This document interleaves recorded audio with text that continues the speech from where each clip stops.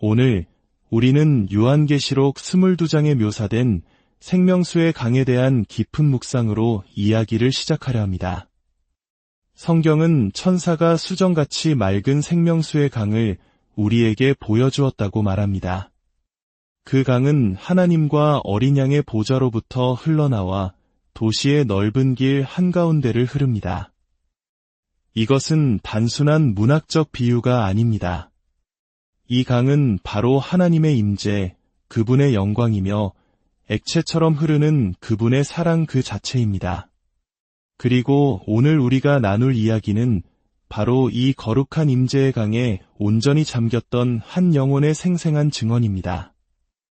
이 은혜로운 간증을 듣기에 앞서 잠시 여러분의 마음을 모아주시길 부탁드립니다.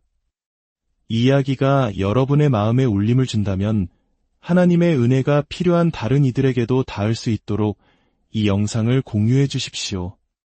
여러분의 구독과 좋아요는 저희가 이러한 귀한 이야기들을 계속해서 나눌 수 있게 하는 가장 큰 힘이 됩니다. 여러분이 채널을 향한 작은 손길을 내밀 때 하나님께서는 여러분의 삶에 더 큰 은혜의 손길로 함께 하실 것을 믿고 축복합니다. 이제 성령의 강가에서 드리는 한 자매의 고백에 귀 기울여 보겠습니다. 저는 고백할 것이 있습니다. 저는 하나님의 임재에 중독되었습니다. 그리고 저는 그 사실이 전혀 부끄럽지 않습니다. 저는 성령님을 사랑합니다. 제 삶에서 가장 큰 기쁨은 바로 성령님이 계신 곳에 머무는 것입니다. 그분의 임재가 단 한 방울이라도 느껴지는 곳이라면 저는 그곳에 있기를 갈망합니다.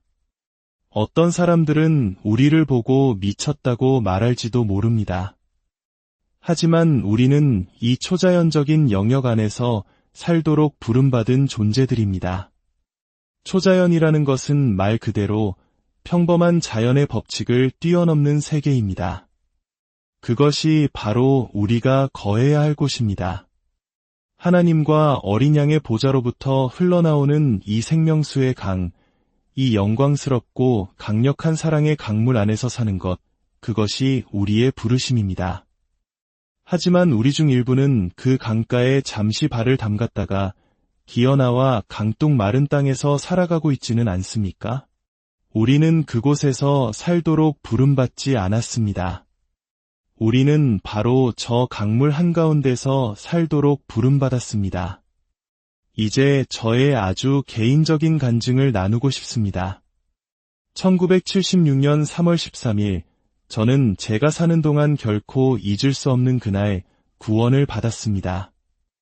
당시 저는 미시시피주 중앙에 위치한 촉토 인디언 보호구역에 살고 있었습니다.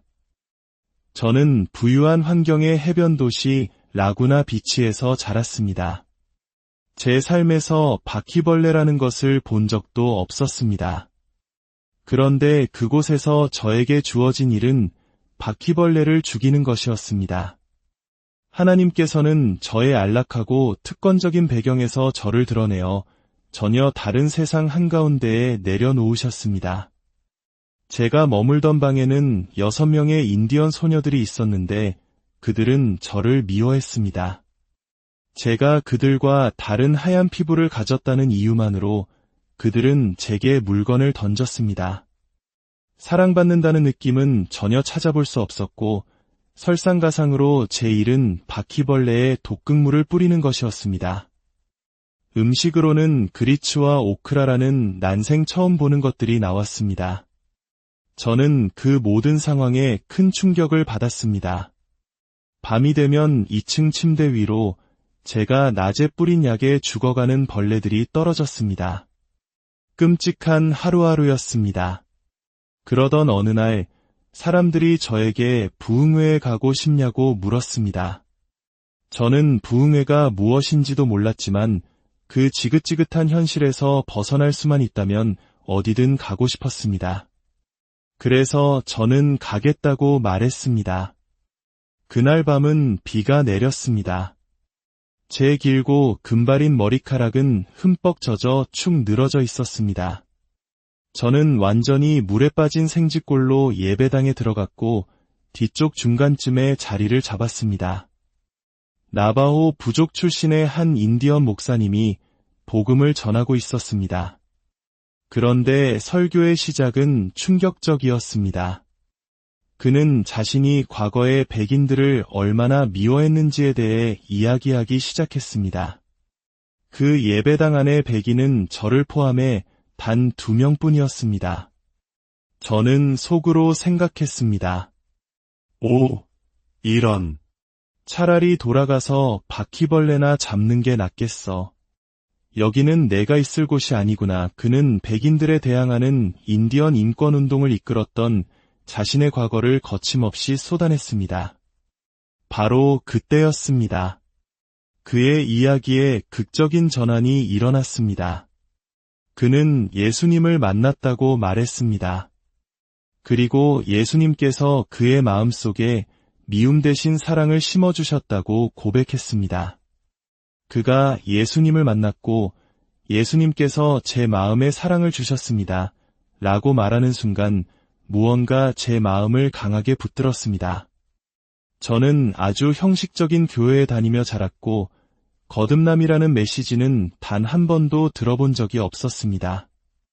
저희 가문 전체를 통틀어 제가 최초로 거듭난 크리스찬이었습니다. 그 인디언 목사님은 예수님의 능력, 십자가의 능력, 보혈의 능력, 그리고 구원의 능력에 대해 선포했습니다. 제 심장은 완전히 사로잡혔습니다. 저는 오직 예수님만을 원하게 되었습니다.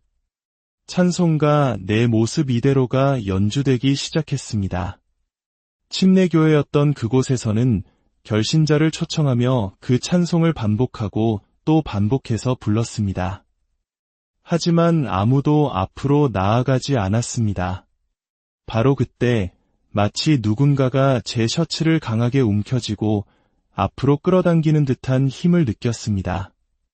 다른 사람이 나가든 말든 더 이상 상관없었습니다. 저는 제단 앞으로 달려나갔습니다.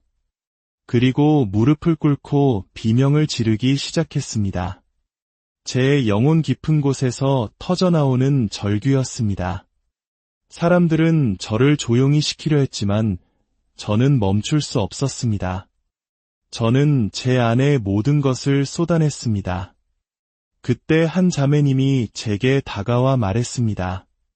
자매님, 정말 잘하셨어요. 하지만 이제 성령님을 받아야 해요. 저는 성부, 성자, 성령이라는 말을 기도문에서 외워본 적은 있었지만 성령님이 누구신지 무엇인지 전혀 알지 못했습니다.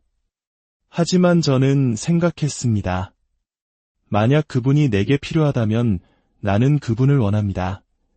그녀는 다음 날 밤 자신들의 교회에 같이 가자고 저를 초대했습니다. 그곳은 제가 평생 경험해보지 못한 아주 독특한 곳이었습니다. 여성들은 머리를 아주 높게 부풀리고 있었고 모든 것이 낯설었습니다. 예배가 시작되자 목사님은 탬버린을 들고 의자 위를 뛰어다니며 기쁨으로 춤을 췄습니다. 저는 생각했습니다. 저분은 이 세상에서 가장 행복한 사람이거나 아니면 엄청난 위선자이거나 둘 중 하나다. 그런데 제가 예배당에 들어서는 순간 모든 사람의 시선이 제게 쏠렸습니다. 제가 바지를 입고 있었기 때문입니다. 당시 그 보수적인 교회에서는 여성들이 바지를 입는 것을 금기시했던 것입니다. 저는 그런 규칙이 있는 줄 전혀 몰랐습니다. 알았다면 당연히 치마를 입었을 것입니다. 목사님은 계속해서 성령에 대해 설교했습니다. 그리고 결신의 시간이 되자 그는 물었습니다. 오늘 밤 성령 받기를 원하시는 분이 계십니까? 그러자 교회 안의 모든 사람들이 마치 약속이나 한 듯이 저를 가리켰습니다. 네, 저기 바지 입은 저 자매요. 저는 절박한 심정으로 다시 제단 앞으로 나아갔습니다. 제가 무릎을 꿇자 교회에 있던 30명 가량의 모든 성도들이 제게 다가와 머리에 손을 얹고 기도하기 시작했습니다. 그들은 모두 방언으로 뜨겁게 기도했습니다. 저는 무슨 일이 일어나고 있는지 전혀 알 수 없었지만 거대한 힘에 압도당했습니다. 그 순간 제 눈앞이 칠흑 같은 어둠으로 변했습니다. 상상할 수 있는 가장 깊고 짙은 어둠이었습니다. 그리고 바로 그때 강력한 빛이 터져나오며 저를 덮쳤습니다.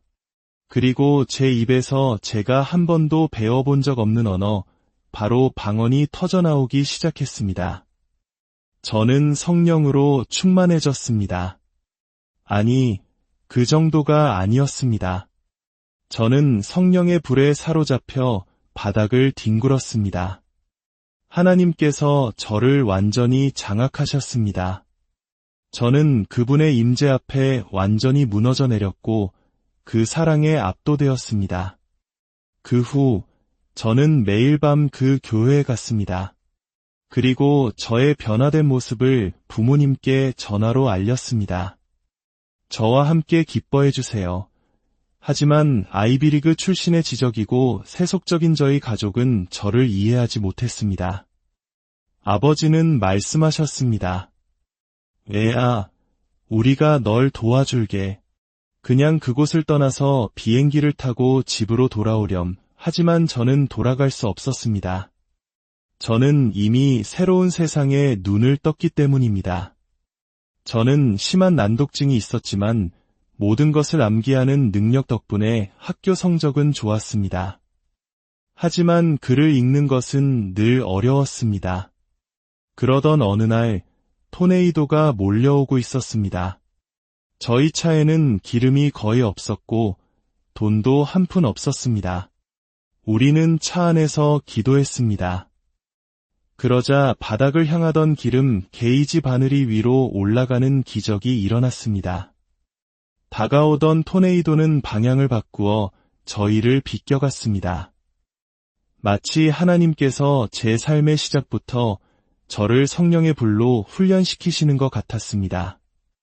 이것이 저의 이야기입니다. 하나님의 보좌로부터 흘러나오는 생명수의 강은 2000년 전 성경 속에만 존재하는 것이 아니라 바로 오늘 저와 여러분의 삶 속에서도 동일하게 흐르고 있습니다. 그 강은 우리를 정결하게 하고 새롭게 하며 하나님의 초자연적인 능력 안에서 살아가게 합니다. 이 간증을 듣는 모든 분들의 삶 위에 하나님의 임재라는 거룩한 강물이 충만하게 흐르기를 기도합니다.